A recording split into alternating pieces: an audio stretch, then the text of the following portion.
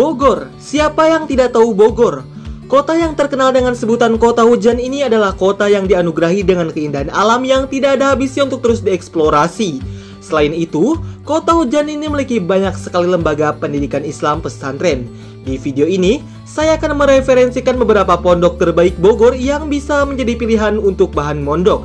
Langsung saja, ini dia pondok pesantren terbaik di Bogor, part 3, The Last Part, versi Gumelar Ferdiansyah Pratama.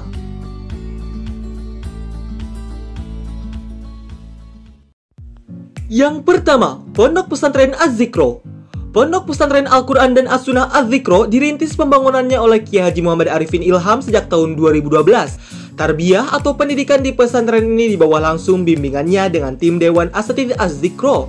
Pada tahun ajaran 2015 dimulai program SMP unggulan Tahfidzul Quran, Bahasa Arab dan Inggris. Artinya, program ini adalah upaya untuk mendidik generasi muslim yang solid dengan tetap mendapatkan pendidikan umum yang seiring sejalan dengan materi unggulan pesantren. Sementara itu, peserta didik pun semakin dewasa menilai pendidikan bukan semata untuk mencari kerja, namun alhamdulillah manfaat ilmu Islam dirasakan sebagai bekal hidup yang esensial sebagai landasan jiwa dan budi pekerti. Hadirnya pondok ini semoga Allah menjadikan sebagai media pendidikan umat yang penuh keberkahan. Visi pondok ini adalah membentuk generasi berkepribadian zikir, solih, cerdas, mandiri, berprestasi, dan berakhlakul karimah, serta misi menyelenggarakan lembaga pendidikan Islam yang sesuai dengan pemahaman Ahlus Sunnah wal Jamaah, membekali peserta didik santri dengan ilmu yang bersumber dari Al-Quran dan hadis, dan lain-lain. Selanjutnya, Pondok Pesantren Al-Quran Nurul Furqon. Berdiri sejak tahun 90, alhamdulillah Nurul Furqon telah mencetak generasi Qurani di bidang tilawah, tahfidz, hafidho, serta turut membantu pemerintah melalui MTQ, mulai dari tingkat kecamatan, kabupaten, provinsi, nasional, hingga tingkat internasional. Yayasan Nurul Furqon menerima lulusan dari SD, SMP, dan SMA melalui seleksi bidang umum dan keagamaan, terutama Qiraatul Quran. Setelah lulus seleksi, siswa akan mengikuti proses pembelajaran Qiraatul Quran dimulai dengan talaki atau sorogan, mujawad, tahfidz, qiraatul kutub, serta pelajaran umum dan program ekstrakurikuler seperti pramuka dan lain-lain. Kemudian siswa akan mengikuti imtihan munaqashah pesantren, bimbingan konseling diiringi dengan ujian madrasah serta ujian nasional. Pondok ini juga memiliki program tahosus. Tahosus adalah jenjang pendidikan yang mengikuti pendidikan di pesantren tanpa mengikuti kegiatan pendidikan formal, khusus mempelajari dan mendalami pelajaran yang diprogramkan, di antaranya tilawah, mujawad, tahfidzul Quran, akidah, akhlak, fikih, taronum, dan lain-lain. Selanjutnya, Insan Tama Islamic Boarding School atau SIT Insan Tama. Visi yayasan ini adalah mewujudkan SIT Insan Tama sebagai lembaga pendidikan yang bermutu tinggi dan unggul di Indonesia, serta misi menyelenggarakan pendidikan dasar dan menengah yang memadukan aspek pembentukan syakhsiyah Islamiyah, penguasaan sakofah Islam, dan ilmu kehidupan dalam suasana pendidikan yang religius, serta didukung oleh peran serta masyarakat. Adapun konsep pendidikan SIT Insan Tama adalah pendidikan Islam terpadu.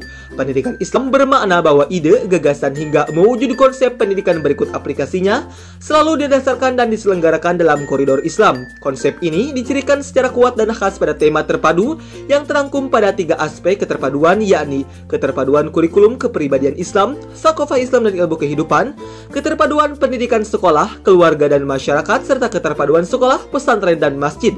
Dengan konsep Islamic Boarding School, siswa memperoleh pembinaan menyeluruh baik aspek akademik, kepribadian maupun kepemimpinan guna menyiapkan calon pemimpin umat masa depan yang tangguh dan handal. Selanjutnya, Pondok Pesantren Al-Quran Al-Itqon. Pondok pesantren ini didirikan secara resmi pada tahun 92. Meskipun jauh sebelum itu, cikal bakalnya sudah ada dan tumbuh berkembang. Pondok ini berawal dari kegiatan ta'lim dalam kelompok kecil yang dilakukan oleh Kiai Haji Mahfudz Asirun. Penamaan Al-Itqon dilatar belakangi oleh sebuah realita yang ada pada waktu itu, bahwa anak-anak yang sekolah madrasah di lingkungan Duri Kosambi kurang dalam ilmu keagamaannya, khususnya dalam membaca Al-Quran. Dalam perkembangan selanjutnya, kebutuhan masyarakat akan lembaga pendidikan keagamaan formal semakin tinggi. Meskipun sudah terdapat madrasah tsanawiyah swasta lain di Duri Kosambi, pendidikan keagamaan formal yang komprehensif belum bisa diperoleh kaum remaja. Mereka tentu membutuhkan pendidikan keagamaan yang mampu membentuk pribadi muslim yang memiliki kemuliaan akhlak, kedalaman ilmu, dan kebenaran amal. Dari sinilah tuntunan pendirian pondok pesantren mendapatkan momentumnya, yang kemudian disikapi dengan arif oleh Kiai Haji Mahfudz Asirun. Tepatnya pada 20 Januari 93 mulai dibangun satu unit gedung yang relatif besar. Dari sinilah kemudian resmi didirikan Pondok Pesantren Al-Itqan.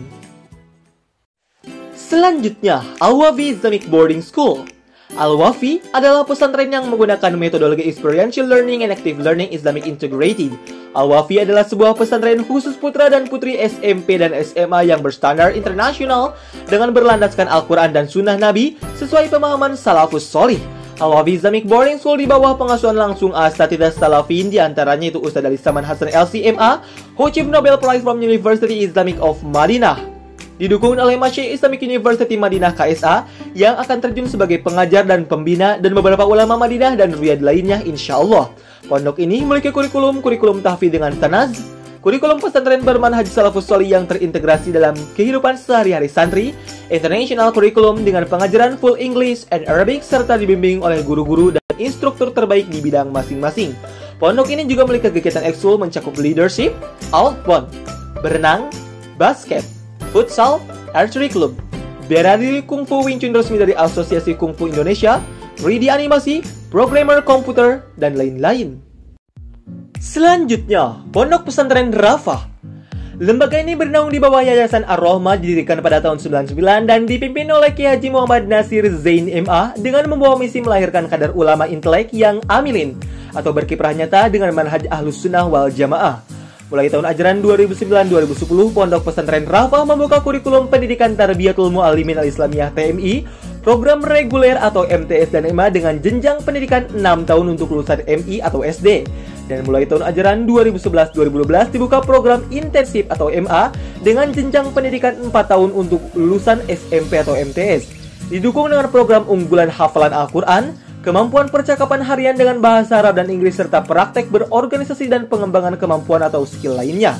Dengan kurikulum TMI, diharapkan para santri bisa menjadi kadar umat yang Qur'ani, bertafakuh fidin menjadi ulama da'i dan da'i ulama, orientasi kemasyarakatan dan bisa melanjutkan jenjang pendidikan baik dalam negeri maupun luar negeri dengan dasar nilai Qur'ani sehingga menjadi generasi khairul ummah yang diharapkan. Selanjutnya, Pondok Pesantren Fathan Mubina. Lembaga pendidikan Pondok Pesantren Fathan Mubina bernaung di bawah Yayasan Pembangunan Umat Fathan Mubina yang didirikan pada tanggal 31 Mei tahun 86. Berawal dari sebuah pengajian rutin bulanan dan pelatihan keagamaan setiap bulan Ramadan yang diprakarsai oleh Bapak Dr. Handas Haji Faisal Kamal, namun kegiatan tersebut dianggap kurang efektif, maka timbullah gagasan untuk mendirikan pondok pesantren modern. Sebagai langkah awal, dicari lokasi yang cocok untuk lingkungan pondok pesantren. Setelah melalui perjalanan panjang pencarian lokasi pada tahun 85, atas petunjuk Allah Subhanahu wa Ta'ala, jualah ditemukan lokasi yang dianggap cukup strategis untuk pendidikan, yaitu di wilayah Kabupaten Bogor. Pada tahun 85 dibangunlah 5 ruang lokal yang cukup sederhana untuk dipergunakan sebagai lokal Rawdatul Atfal. Sayangnya Rawdatul Atfal ini hanya bertahan kurang lebih 1 tahun. Pada tahun ajaran baru 86-87, Fathan Mubina mulai aktivitas belajar mengajar madrasah ibtidaiyah, MTS, MA. Selanjutnya, pada tahun ajaran 89-90, lembaga pondok pesantren Fathan Mubina mulai aktif. Selanjutnya, Pondok Pesantren Nurul Quran Al-Islami.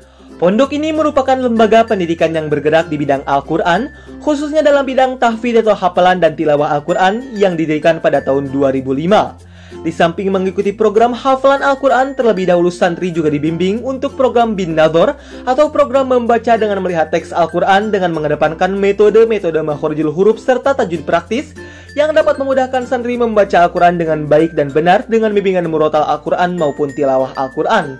Dalam program selanjutnya, pesantren ini juga mengadakan pendidikan terjemah dan tafsir Al-Quran sehingga santri tidak hanya mampu menghafal Al-Quran, melainkan juga paham makna Al-Quran dan memahami kandungan dalam Al-Quran yang dilandasi dan dikuatkan oleh hadis-hadis Rasulullah dan pendapat ulama-ulama lainnya. Saat ini, pondok ini sudah dapat menyelenggarakan pendidikan khusus Al-Quran, madrasah diniyah, taman pendidikan Al-Quran, dan madrasah tsanawiyah.